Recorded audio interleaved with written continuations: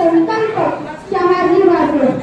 ज्या मातेने या महाराष्ट्राच्या मातीमध्ये तब्बल दोन छत्रपती बहाल केले त्या राजमाता राष्ट्रमाता नासाहेब जिजाऊ.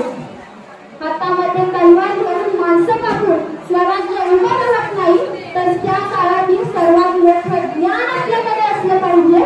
म्हणून वयाच्या 14व्या वर्षी ज्यांनी 4 ग्रंथ आणि 32 उपग्रंथांचं लेखन केलं ते शास्त्रवीर छत्रपती संभाजी महाराज. शून्यातून देखील स्वतःचं साम्राज्य निर्माण करता येतं. रयतेसाठी समाजासाठी जो स्वतःच्या रक्ताचं पाणी करतो असे छत्रपती शिवाजी महाराज. या महापुरुषांना मी सर्वप्रथम अभिवादन करते. इतिहास अनेकांच्या संशोधनाचा विषय आहे. इतिहास अनेकांच्या व्यासंगाचा विषय आहे. इतिहास अनेकांच्या अभिमानाचा विषय आहे. इतिहास अनेकांच्या स्वाभिमानाचा विषय आहे. इतिहास अनेकांच्या अस्मितेचा विषय आहे. इतिहास अनेकांच्या प्रेरणेचा विषय आहे. इतिहास अनेकांच्या घडण्याचा आणि घडविण्याचा विषय आहे. युगायुगातून एखादा युगपुरुष जन्माला येतो आणि युगायुगांना तो प्रेरणा देत राहतो. छत्रपती शिवाजी महाराज हे असामान्य युगपुरुषाचे नाव आहे. या युगपुरुषाचा जन्मोत्सव सोहळा म्हणजे खरंच तुमच्या माझ्यासाठी जिवंत प्रेरणेचा सोहळा. या प्रेरणोत्सवाचं ज्यांनी नियोजन केलं ते नवतरुण मित्रमंडळ व ग्रामस्थ मंडळ पिंपळगड.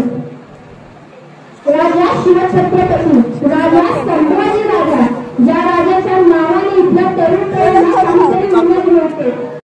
आपण देवाऱ्यातील देवता समान दिसतो पण कधी प्रश्न पडला का की आपण छत्रपती शिवाजी महाराजांचीच का जयंती साजरी करतो? का आपल्याला औरंगजेबाची जयंती साजरी करायची वाटली? का आपल्याला अफजल खानाची जयंती साजरी करायची वाटली?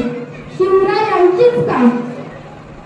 याचे एकमेव कारण म्हणजे कारण छत्रपती शिवाजी महाराज होते म्हणून सुरक्षित आहेत आज मंदिरावरती कळस. छत्रपती शिवाजी महाराज होते म्हणून सुरक्षित आहेत आज मंदिरावरती कळस. छत्रपती शिवाजी महाराज होते म्हणून सुरक्षित आहे आज आपल्या दारातील पवित्र शिखर. अरे छत्रपती शिवाजी महाराज होऊन गेले म्हणूनच आपण पाहतो या हिंदवी स्वराज्याची सुवर्ण सकाळ. आणि छत्रपती शिवाजी महाराज होऊन गेले म्हणूनच आपण पाहतोय आपल्या सुवासिनीचं भरलेलं सुंदर असं कपाळ. हे महाराजांचे चरित्र आहे. हे शिवचरित्र आपल्याला स्त्रियांचा आदर आणि रयतेचं रक्षण करणं शिकवतं. 350 वर्ष होऊन गेली छत्रपती शिवाजी महाराजांना जाऊन. 350 वर्ष होऊन गेली छत्रपती संभाजी महाराजांना जाऊन. छत्रपती शिवाजी महाराज की मग ज्यावेळी कोणीतरी वाक्याने निघतं आणि म्हणतं की छत्रपती शिवाजी महाराज हे जुने आदर्श होऊन गेले.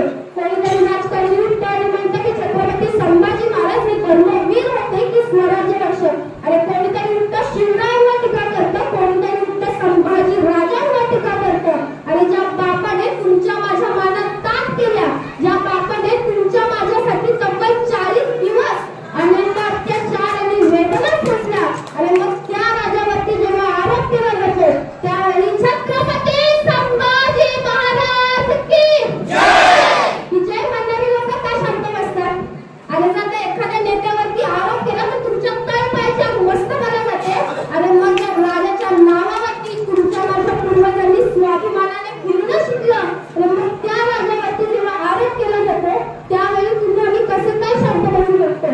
तुमची आमची जबाबदारी नाही. अरे ज्या महाराष्ट्राच्या मातीमध्ये राहतो त्या मातीशी आपण विमान पण वागू शकत नाही. कारण औरंगजेबाच्या नावाने एक शहर